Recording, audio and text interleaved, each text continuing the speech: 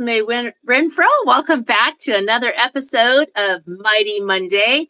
And I'm earlier in the day on a Monday because that's what kind of worked best for my guest here, for Lilia. So excited. I hope everyone's had a great weekend and having a good Monday. And we have something great for you today, something I'll get better. I'm talking to Lilia Klaczynski. She's the author of Open Fields and Iron Curtains. It's a story of hope, endurance, suffering, and grace. And Lily and her husband, James, of nearly 2 decades, are blessed with four wonderful children. And she was born in 1981 in the small city of Belz, Moldova.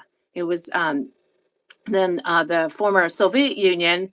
And she had quite a challenging start. She spent first 3 years of her life in the hospital due to premature birth, and then much of her childhood in an orphanage with about 800 children. Is that correct? So It's that's a lot. So approximately. yeah. So Lilia, just a big welcome today to this episode of my podcast. I'm excited about having you.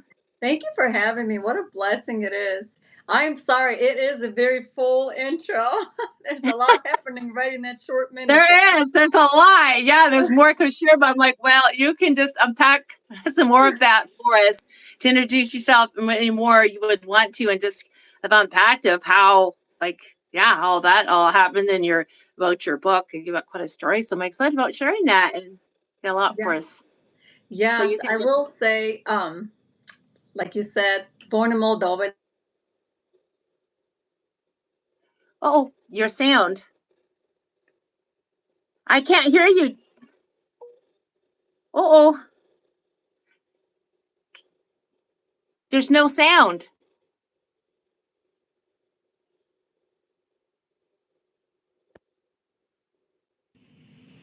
Hello, did I lose you? Yeah, the sound went out. Oh, wow. Okay, my husband was calling, but he's not supposed to be calling me. I think that's what done it, the sound. So if you could start when you started to introduce yourself, if you could kind Oh my of goodness. Sorry, guys. Sometimes these things happen. Not today, devil. Not today.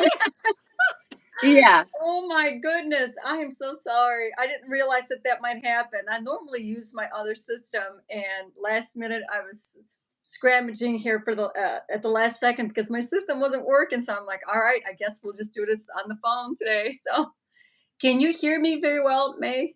Yeah. Yes, I can. Okay, I apologize. All right. Yes, born in 1981 in the backdrop of the former Soviet Union. I had a very challenging start in the upbringing. In the first 3 years, not be able to walk and talk. I was a premature birth at about 4 pounds or so, and after that, I got transferred to an orphanage nearby that housed about 800 children. And I was along with just on that journey of growing up in the backdrop of that former Soviet Union, which means we didn't have any concept of God. Our lowercase God was actually the red banner with the image of Vladimir Lenin on there. So it Mhm. was a very, very closed system. It was uh, going by the growing up with the state and what the state teaches you and how it does things. That's how we pretty much went about doing it. And I have experienced, you could say, many things during the Soviet Union times, and especially during the fall of the Soviet Union. It was actually by far the hardest. And so the orphanage itself actually was a former military ground system that set up. Actually, it had a couple of sleeping buildings, one for girls, one for boys. It had a school building, it had a cafeteria building, all buildings set separately. And it also had a building where it housed about 300 of those 800 children for the little guys, for the little preschoolers before they entered first grade. So I was there for a short time until I entered first grade at about 7 or 8 years old, right in that time frame. And but during the Soviet Union times, we were still receiving like 3 meals a day. And the upbringing and the disciplining was very harsh. It was very strict. In that time, we had about, well, one adult per 30 to 40 kids. During the Wow. fall of the Soviet Union, it was one adult per 50 to 60 kids, because what had happened was the system, not the system, but when it collapsed, the orphanage itself depended on the government to provide the funds for the food and for the meals and for clothes and for everything else that we were receiving in that time. But what had happened is not just the orphanage, but the entire country and all of the countries that were in the Soviet Union all of a sudden were suffering a great deal. And so we had a large influx of children coming in, but also it had mom and dad, or mom or dad. They had some sort of a individual that cared for them in the home. But now it happened, now it turned in, it reversed. It basically now all these individuals that cared for their children in the past are dropping them off in the orphanage too, because they were not able to longer provide. A form of payment was a bag of potatoes and a bag of flour. Mhm. And we didn't have stores like Walmart or Meyer or Mhm. Sam's Club. We Mhm. had just a butcher, a baker, and a dairy guy. So, and everything was drawn in by a horse buggy. So, oh, it's Wow. quite a start, let me tell you. Yeah. It is for sure. Wow. We had So now if you can relate to, obviously you probably would know Little House on the Prairie or the movie Annie. If I relate to that because that's how our system was set up. It was a small yeah. village. I can imagine a lot of villages were like that in Moldova, but where I grew up in that little Mhm. system where I was at in that little region, it was like that for us. So I mean, cars were was not a common thing. Cars was, oh, you would see a taxi once in a while if there was a potential parent coming to adopt, or a Mhm. minister of some sort, or a director of the orphanage, and that was super super rare. It was Mm. mostly horse and buggy. Wow. Wow, that's quite the thing. So that was normal normal for that area or that whole It country? was. Yeah. And when I share the stories, they're like, it's as if like you grew up 200 years behind our Yeah. system. And I said, well, it was definitely at least 20 years behind for sure. Yeah. I mean, Yeah. when it comes to the, uh, what's the word for, well, not architecture, but when you're building infrastructure, when it comes to Mhm, mhm, infrastructure, mhm, it was at least 20 years behind. So, yeah, mhm. our, um, Mhm. our baths and our showers were very limited. I mean, we were maybe once a month for 5 minutes. And when you've got a huge, I hate to say the word herd, but when you've got a huge herd of girls rushing into this one room that only has 10 shower heads, but not really heads, they're just they're just Yeah. hose spouts from the top. Not all of them are working, maybe one or two are working. So you're just running in there, and just ice cold, and there's nothing happening. You barely get a drop on you. That was your shower for the month. And then on to the next month they go. So yeah, you could pretty much imagine. I mean, we were not smelling all that great. We didn't look all that great. We Mm. were definitely in a very, very difficult upbringing in that time. Wow, it would be. I can't even imagine 800 children to feed that many. Wow, Oh it's no, amazing. but May the 800 children was just in that orphanage in that village. There was a lot of orphanages in Moldova just altogether. So during Okay. the after the World War II, what had happened was there was less men in the country in all of those countries because all the men Mhm, had mhm. died off in the war. Okay, this is what I understand now today when I look back and I do a lot of research. There was a lot of women, and very few men. Procreation still continued, so all these women are having babies, but there's nobody to care for them. Alcoholism was at a very, very highest in that time. And that was just their way of coping with reality and things, because World War II Mhm, brought on mhm, a lot of hunger and starvation and so mhm. much turmoil with that as well. So decades after that, all of that just kind of continued. It just like affected it in such a great and such devastating way. And so what had happened is women are having babies, and all of a sudden the system is finding all these babies in dumpsters and on the side of the road and this and that. So now all of a sudden it's just like, well, let's take all of these babies that are coming from these approximate 12 countries that were part of the Soviet Union in that time, and they decided to go ahead and put them in Moldova. Moldova sits on the very far west side of the territory of the Soviet Union in that time. And it gained its nickname pretty quickly. Actually, it's called the dumping grounds because all of a sudden all these children, they had no place to go, and that's where they sent them off. So Moldova, it's now on the map actually because of the controversy and the unfortunate events happening in the last few years between Ukraine and Russia. It sits Oh, south of Ukraine, north of Romania, and yeah. now you actually hear more about it. But it's so small; it's smaller than Yeah. Michigan by about 4 times. If you know how big Oh, Michigan okay. is, and you compare it, Yeah. it's very Not small. really. So you can Yeah. imagine every I'll have to 20 look it up. kilometers or so, there was a small orphanage. And our orphanage housed primarily physically able children, but a lot of them were mentally incapable. So a lot of them had alcohol fetal syndrome because it was one of the main factors in that time that caused a lot of the mental disabilities. Oh, wow. That is I just bad. happened to be one of the normal kids. Yeah. Okay. Yeah. Yeah. And so did you not have your biological parents? Why did you end up from, did you go from like the first 3 years of your life in the hospital to an orphanage? How was that then? So my document states that I still have, thank goodness. It states something along the lines of I just left at birth because I was premature birth at 4 pounds. And in that time, okay, May, when we go and we have babies right now born at 4 pounds, we have an amazing technology out there, right? To be Mhm, able to help mhm, those babies in the NICU units to be able to thrive and grow. And well, in that time, they didn't have that kind of technology. So mhm. for a Okay. 4 pound baby, it was almost like a miracle to survive because it was just considered um, there was no chance of survival in that time. So Mhm, and so they pretty much stated in my documents that I didn't have a mom or a dad, or I don't even remember exactly, but I was just left at birth in there. Majority of the kids were treated in that way. oh, okay. Okay.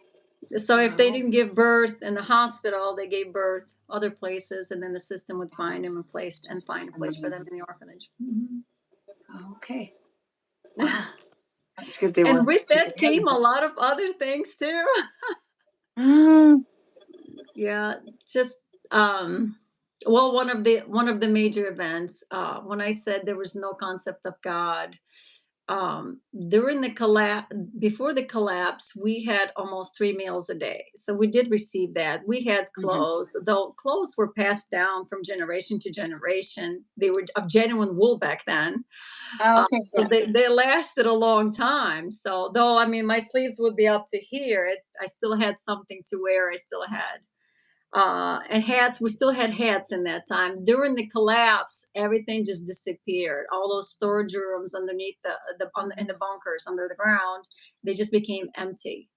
And so now we are finding ourselves in a place where we have to escape and leave the orphanage territory that was enclosed zone system and with the fence all around it.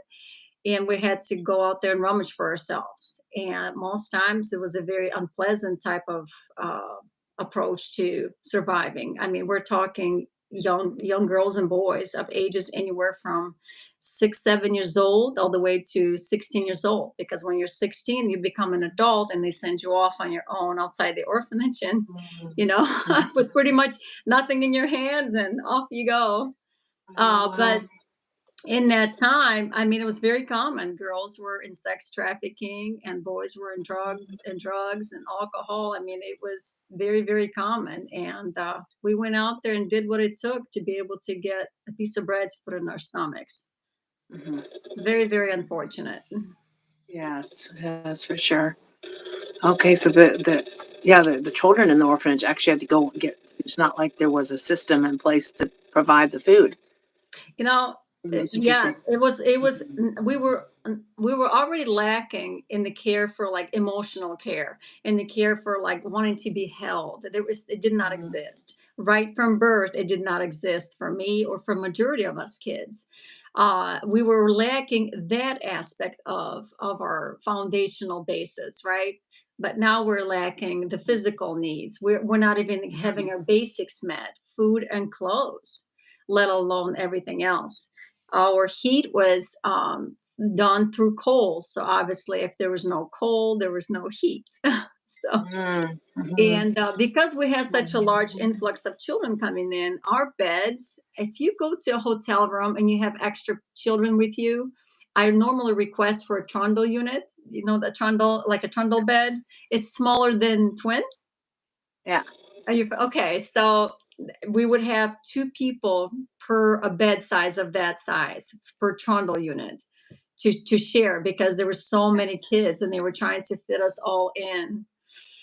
Infestations were very common when it comes to dealing with epidemics and things like that. They would Mhm. shut down Mhm. the orphanage during that time, and when it starts, and it just takes off like wildfire. So whether Mm. it be infestations of lice, of fleas, we had queens living inside of our um, under our skull layers, and it would get to the point so bad. We didn't just have the little fleas that you pull off the hair. We had those by the hundreds of those eggs on our hair already, but we had the Mhm. queens living underneath our skin. So the only way they were able to deal with that in that time is because there was such a large quantity of us, and it was so bad and out of control because it was so bad our scalps were bleeding. That's how bad it was. Mhm. They Mhm. had to pour kerosene on top of our heads in order to eliminate. Mhm. And Oh, I would my. never suggest anybody to. It's very painful. And it's Yeah. even more painful when it's like putting a salt on an open wound. And by times a billion. It's very painful.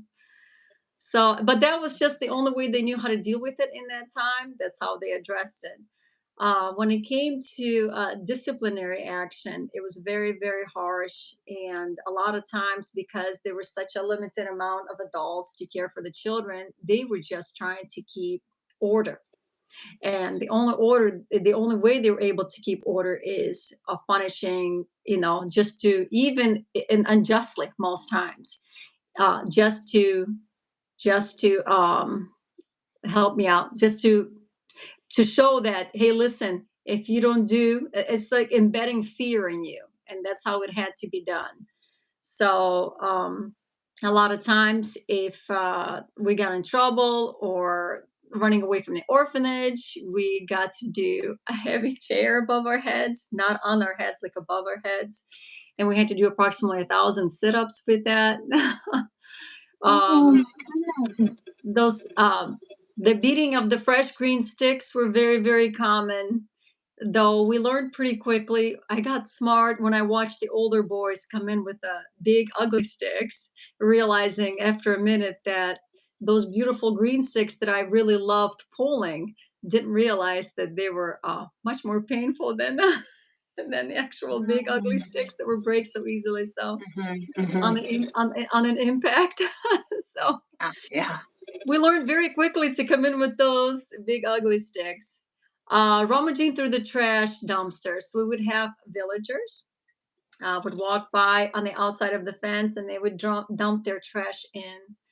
So during the collapse, it became even more common. We actually knew almost down to the very minute of when the next trash drop is happening, and you better believe it. I, amongst a few others, Mhm. were first ones in those dumpsters, and we were having a good old time. But Yeah. most times, what would happen, May, is we would get a major food poisoning because we would put anything in our mouth. We put a lot of rotten apples in our mouth. We put a lot of we didn't know pills and things like that could present a danger in those times. So whatever we found that looked edible, that's what we put in our mouths. And so a few of those times, we had the unfortunate turn of events. The only way they knew how to deal with the food poisoning of that extreme is they would take the lukewarm water with salt in it, and they would one would force your mouth open, the other one holds you down, the adult individuals, and they would pour down your throat and stick the two longest fingers in your mouth, and you would expel all that back out. So, and they did it about 10 times, just enough, just till there was nothing coming out anymore, just so that the system is cleared out as fast as possible. Because that was one of my near death experiences that I had, one of many actually. And not that we learned very much anyway after that, because we still went out there and did what we had to do to Mm. put something in our bellies. So that was challenging. Wow, that's unimaginable that you that time. Wow. I'll let you speak, May, because I feel like I am Yes. taking over the whole. There's a Well, lot. no, yes, this is about you sharing your story, and the things you went through. It now you're like you're in a different, living a different life. So that's just we well obviously want to get to that, like kind of where you are now, and you got adopted from that. But to be able to understand what you came from is understand what a lot of children and things have gone through in a lot of countries. It's good for us to realize and just appreciate where we it's are. And it's in this lifetime. What I remember when I had I have written my book. If anybody listening and watching, it's Open Fields and Iron Curtains. Open Fields was the place where I found my peace. I would run away a lot from the orphanage. I got punished severely for that, but that was my place of freedom. That's where I found my peace. Before I knew anything about God, there was something about nature out there that I really, really was very attached to. And one of those stories leads to and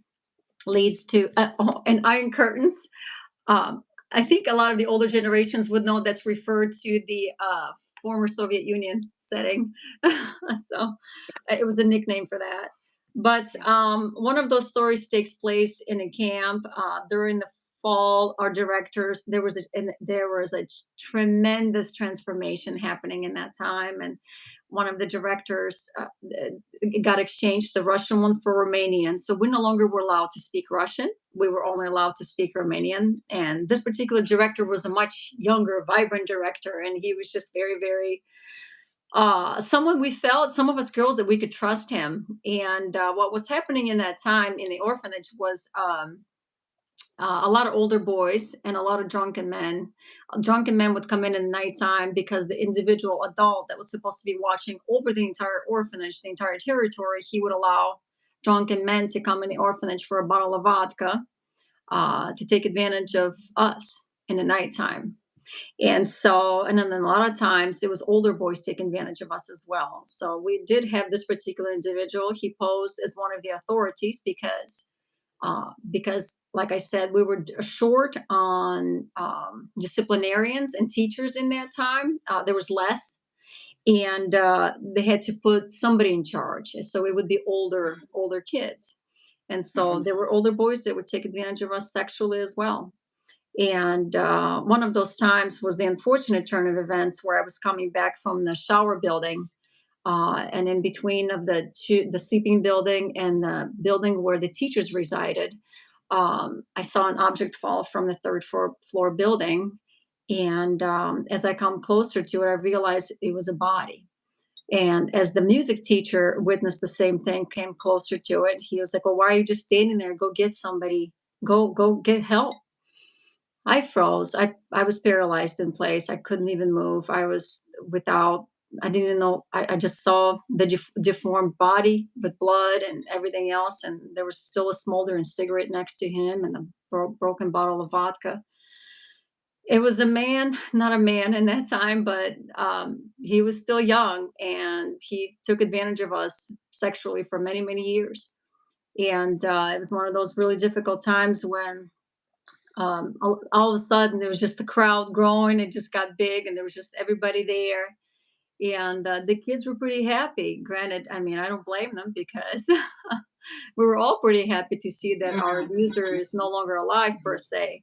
But in that Mhm. same time, I had something happen to me in that time. I was only about 14 years old. And when I witnessed that fall and I witnessed realizing that he's no longer alive, he will no longer live, I had a place of some sort of an in-depth compassion was born, like a pity. I had such a deep sense of pity for him, realizing that he no longer had a chance to live anymore, and the chance to breathe, and the chance to do any of Mhm. it. So in that time, I was able to even come to a place of almost immediate forgiveness. Almost, my Mhm. heart remained soft, Yeah. Yeah. and by God's grace, that happened.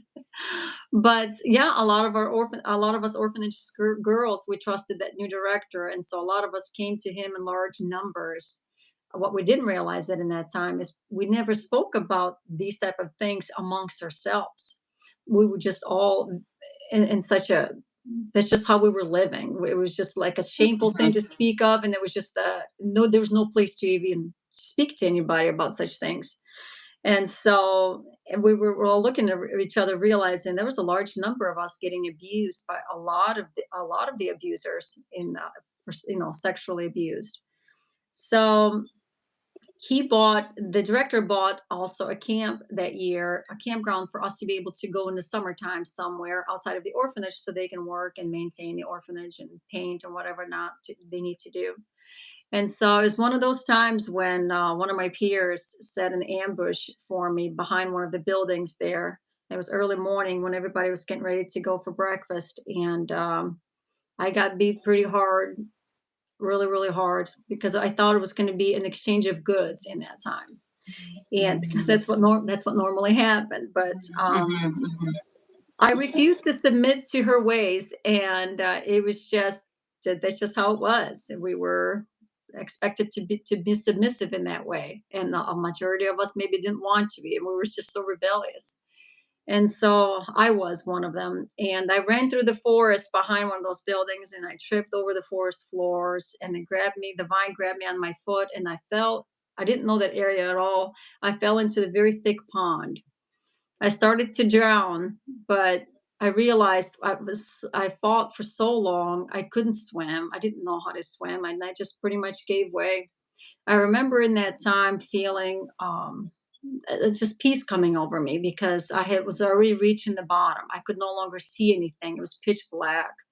The earth sounds where you could no longer hear. It was just the most peaceful state down at the chapter is actually called Peace in the Depths of Despair, because Mhm. it was just a very powerful moment for me in that time, letting go and realizing I no longer will be living. And Mhm. so I remember just out of nowhere, suddenly there was this tremendous power started pushing me from under my feet and back to the top surface. When I realized I was already on the other side of the pond, where I was able to grab onto something and finally pull Mhm. myself back out, only to realize the rest of that day, May, I passed out uh, just in this. I was in that place of awe, like what is this great power that saved me? What exists beyond that Mhm. sky? It was as if like I was seeing the nature and the world around me for the first time.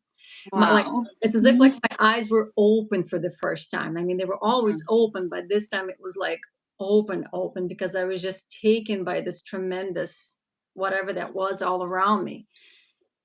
I mean, I can't put it in words any better than that. So, Yeah. in that time, what had happened was I didn't know anything about God. The only thing that I had faith born in me in that time that knew something exists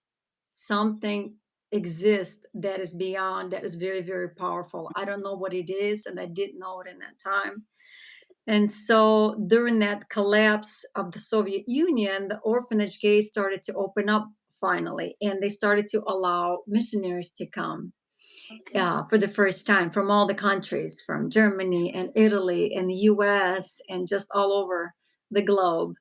and also some of the um, well hidden denominations and Christianity that was there also implanted. Yeah. They were already there. It's just they had to keep it under a secret in that Yeah. time because it Yeah. wasn't allowed.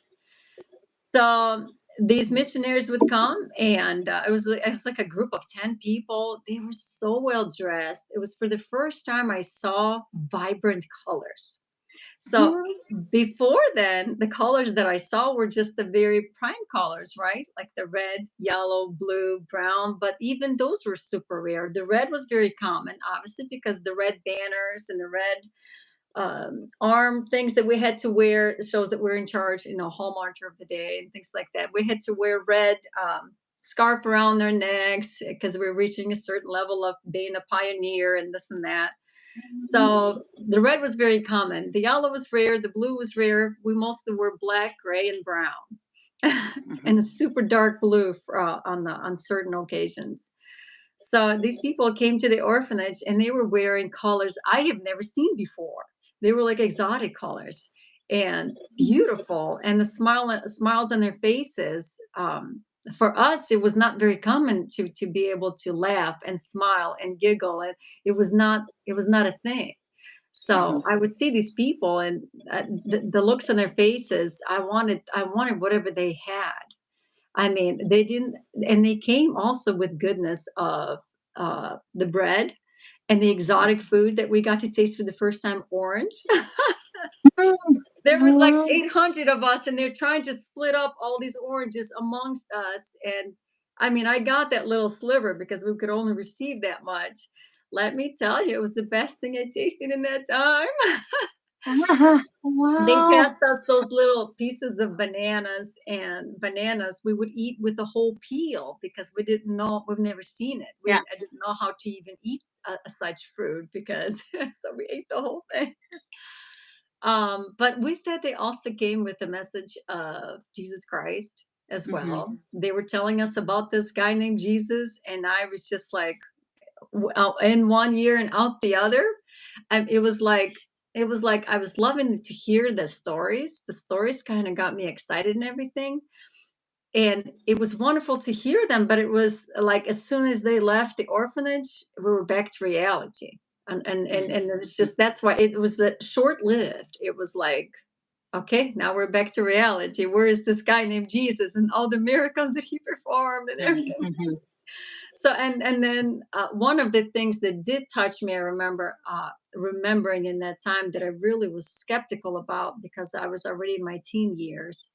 I have 4 kids, and they're all almost all teenagers. My last one is 12 years old. She's not far from being 13, but Yeah. let me Mhm. tell you, these I have 19, 8, 17, 16, and almost 13.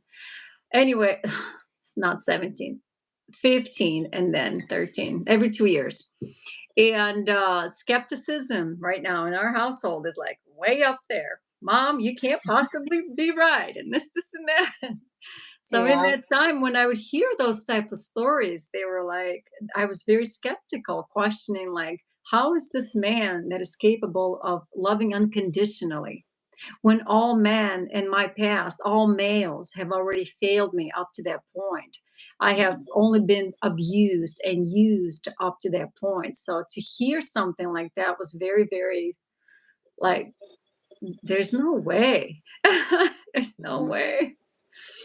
So May a couple of years later, by God's grace and only by God's grace, I was on the adoption list for a long time. I was considered one of the normal kids. Okay, I had been seen a few times by potential adopted parents, and a lot of times it was more like she's not the right color skin, her eyes are too big. She is too pale. She's too tall. She's too this. She's too skinny. She is too that. I mean, I had basically, when I heard enough of that, I had realized I was just not good enough for anybody to be ever be taken in a home. And so what had happened is this car pulled up. Like I said, cars were very rare. And I was the hall monitor of the day because when I had when you have great grades, you get to skip that class. Okay. And Oh, wow. our schooling consisted of um, from 8 a.m. till 10 p.m. at night, because the only way they were able to keep order, to keep structure, is to keep us occupied at all times. So, and that meant in the classroom setting, sitting at the desk all day long. And so I wanted to escape that reality as much as I could. So they did grant a very few of us, very, very few, the ability to be able to be a home monitor for the day. And that also meant scraping ice off the steps at the orphanage elementary school building and things like that, or shoveling snow, or sweeping up the hallways. That was our reward. That I, granted, I was very thankful for. I looked forward to that every time. Mhm. But yeah, it was in the month of November. I was not far from Bain 15, actually, and this car pulled up. It was a taxi from a nearby city about 45 minutes away, Betse, where I was born. And all these people just come out. There was like three women and two men. One of them was a driver. And then I come up to this one. I look at them all, and I can tell that a lot of them are from here. But then there's this one lady that is dressed like an Eskimo. She had like a full size snowsuit. I've never seen anything like that before. I was so taken by that. I was like, I want to be in whatever she's wearing because it looks so warm. I mean, these snowsuits, these like, wow, where do you even get something like that? When I'm standing there, I have no hat, no gloves, no scarves, no socks. I had holes in my shoes, and I'm standing there, and the coat sleeves up to here, shoveling snow off the steps. So I run up to her and I said, "Hey, would you take me? Would you take me?" I knew she was there to adopt, and her bodyguard pushed me away. During the fall of the communism, the criminal activity had raised sky high because there was no longer structure, order, or discipline in the country. It was chaos. So it was almost like anything goes. Uh, God, God bless that woman. Let me tell you, she traveled, and she traveled with the bodyguard, and a lot of them had to travel if you ever dared to go in that time. It was actually mid 90s in 1996. Mhm. And the bodyguard pushed me away, and she said that, "Hey, I'm here to only adopt meek, small children." Meek is translation from Romanian to small. Mhm. Mhm. And I said, "Of course, I'm too big. Who's gonna want me at this point?" The only reality I had to look forward to was leaving the orphanage, and I knew from older girls that would visit us that sex trafficking awaited, or drug, or it was pretty much that kind of future was I had to look forward to. And so she about many hours later in that same day, I had pretty much forgotten it, and after went away to the dorm buildings after dinner, and I had a group of kids come running after me. And dinner consisted of like small little scoop of oatmeal with no flavors or anything like that, but it was better than nothing for us in that time. We would take anything that was given.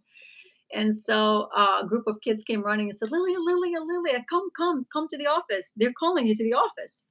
And I said, "What?" And I was thinking immediately, I'm in trouble. And Mhm. so she said, and the kids are like, they had smiles on their faces, and they were like, "No, no, it's actually she's still here. The car's still here." So sure enough, I walked up to the office building, and director calls me in the office, and he looks at me and says, "Lilia, how would you like to go to America?" May? I'm sorry, I tear up when I speak of this, because it was such an unbelievable moment in my life. Mhm. And I passed out because it was such an overwhelming state. I was in such an overwhelming state of shock. Like, Mhm. what is it possible? Is this what, am I hearing this right? And so, of course, the translator says, "Well, I want you to go out in the hallway. She needs to make a phone call." Phone call in that time meant using the fax machine, or those old rotary phones that took forever Mhm. to go through the fax machine to get onto this side of the world, right? Mhm. And then Mhm. we're also talking about 7 hours of time zone difference as well. So, and it's already like 9 or 10 o'clock at night. I don't know. It was really, really late.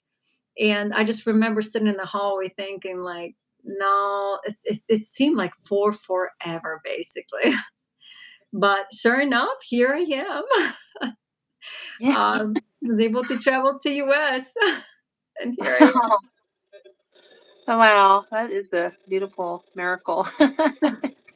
Well, I will say my adoption was one of the greatest blessings I recognize in my life was my adoption. I mean, only by God's grace, only by God's grace. Of course, in that time, I didn't understand what any of that meant. But my adoption isn't exactly a fairy tale. Unfortunately, there was forms of abuse as well in there. And as I entered into my early 20s, I had met a young Christian girl that I became acquainted with. And because in the orphanage, I didn't understand the concepts of family. I didn't understand the concept of what is it like to have a mom or a dad or a father. I didn't understand a brother or sister concepts. And all of this was a very, very new thing to me. Mhm. And so these connections and these relationships, and what do they all hold? Adults in my life were very limited, but the adults that I had, majority of the times, it was an abusive approach.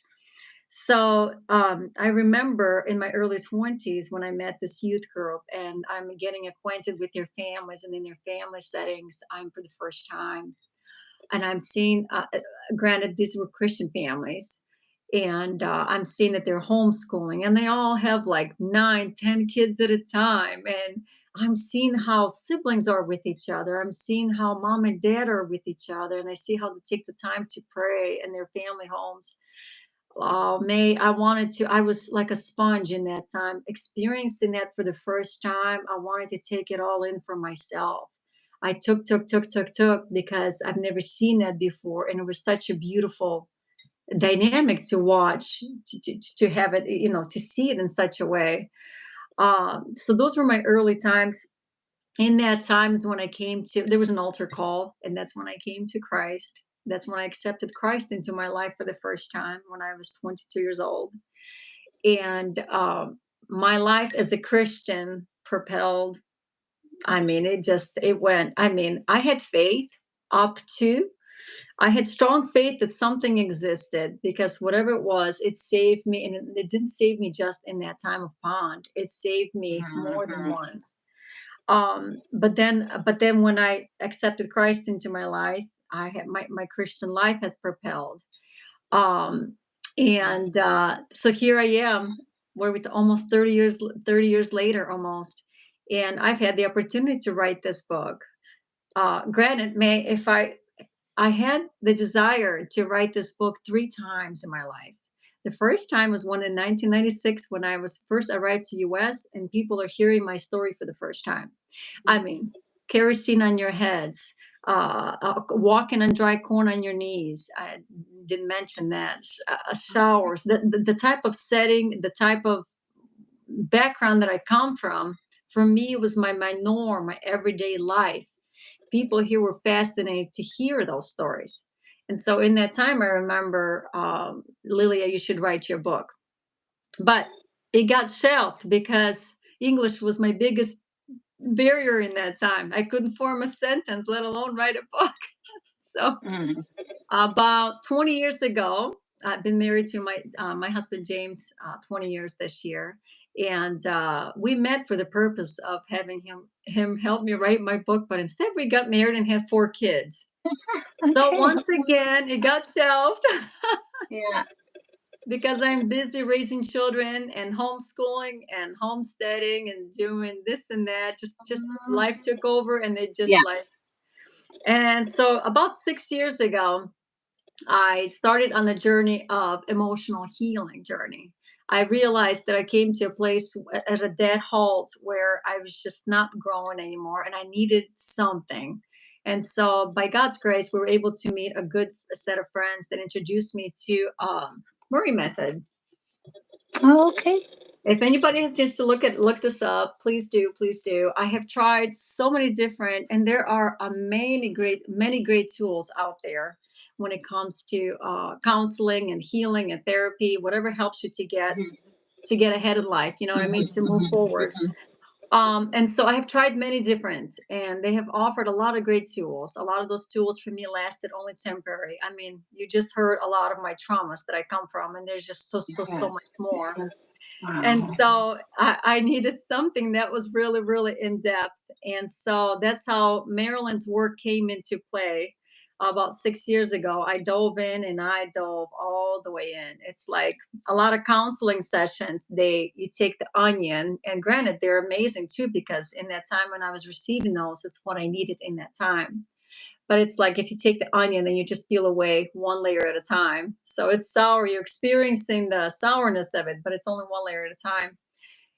In this particular case, you are just cutting the onion right to the core and you're going right in the center, basically. And Mm, so that's the kind of the training that was.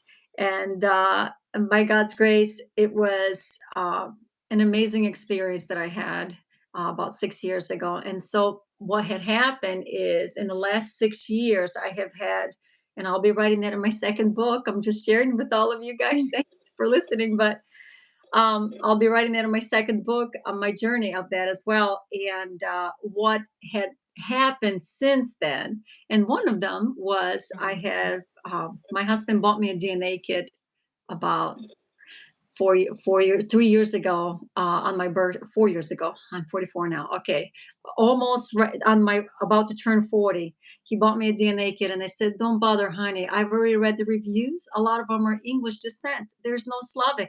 They don't have a lot of Slavic data in there yet." So, and anyway, I went along with it. I spit in the cup, I submitted it and sent it off on its way. 4 weeks later, what do you know?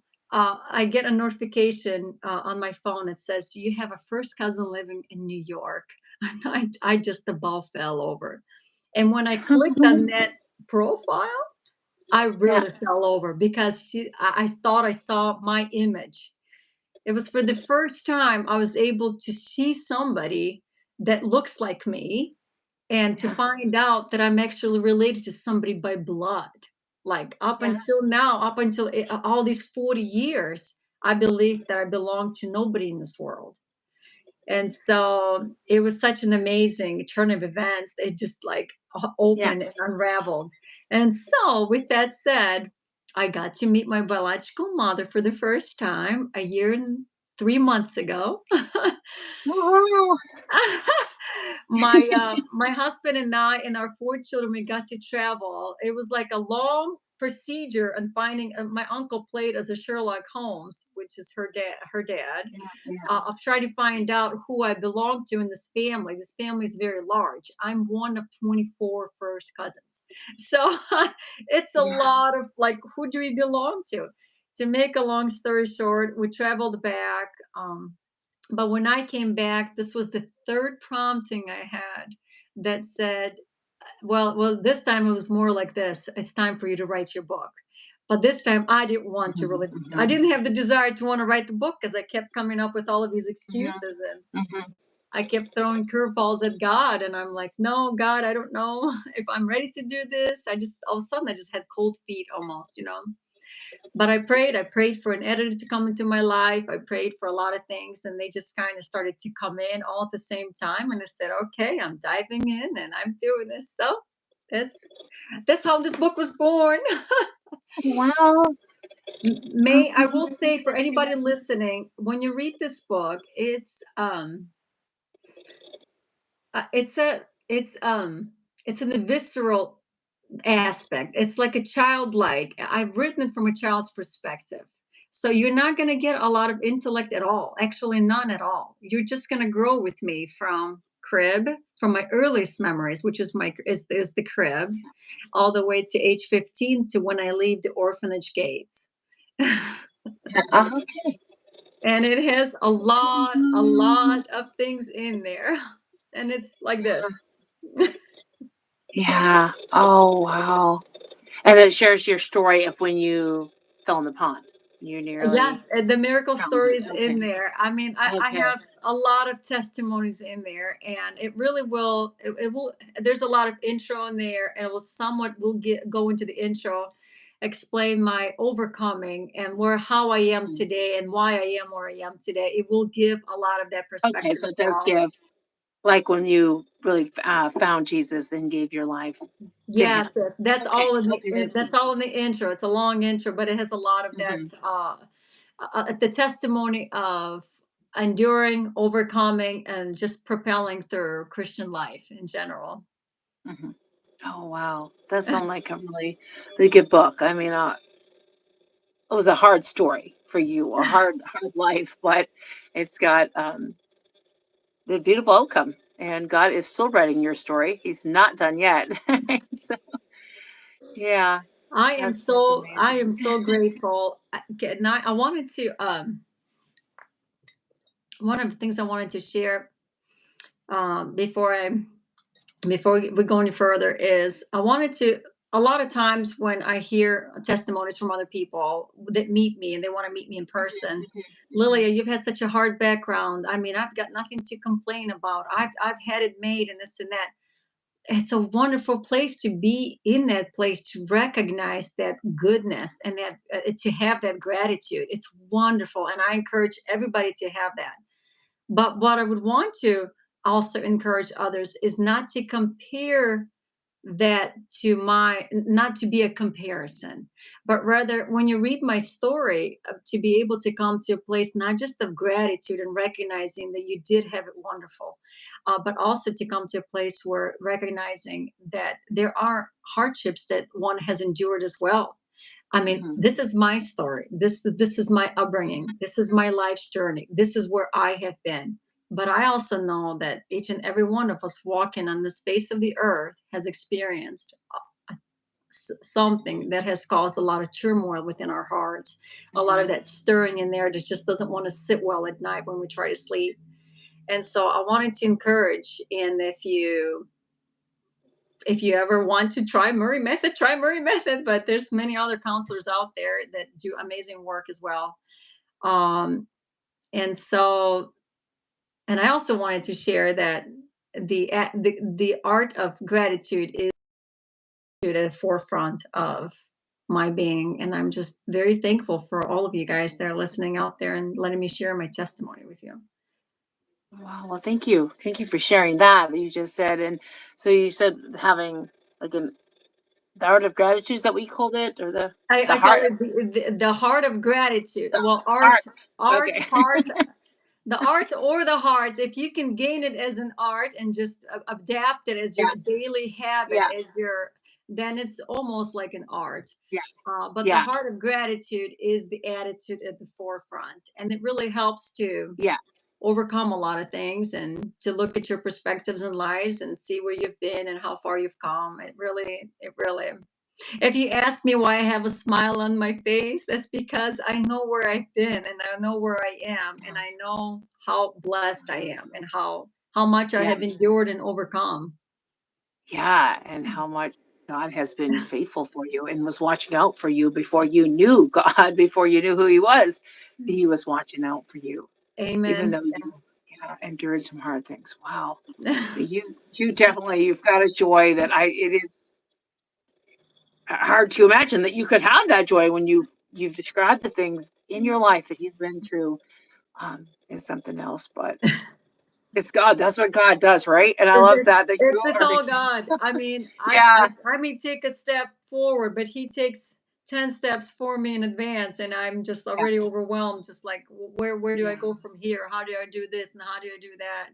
Right when I feel like when I fall down, I mean, He just picks me right back up. I know that I'm in that pit, but I'm in that pit on a short and temporary time because I know that that great power does exist. I know that He's going to come through for me no matter what and no matter Mhm. where I've been. And so this is the very testimony exactly of that. That's beautiful, and then what he's done for you, he can do for those listening. He uh, be there for them and give them that same peace the same hope. And if everyone takes time to go back and recognize those, I like to call them God highlight moments, with those graces that existed in between. Mhm. If I written that book, let's say 20 years ago, even 6 years ago, it would not have come out the way it did, the way it came out today. It has come out with a great balance. If you read the stories and you read between the lines, there are so many moments that I put in there that I recognize and I remember of God's graces in that time. Mhm. Like, sitting on someone's lap and that man was about to take advantage of me, and something happened, interrupted that particular moment, that particular event. Something happened. I like to call them God highlights. I like to call them graces, because if it Mhm. wasn't for that interruption, things would have, went further. And granted, things did go for further in many cases for us as well. But there was other things that were happening that helped us to overcome that. And Mhm. well, for me in particular, it helped me overcome and to grow and be where I am today. Yeah. Wow. That is amazing that you can say that. I love that. That's God, and He is there for everyone else. Anyone listening, what He's done for them, He can.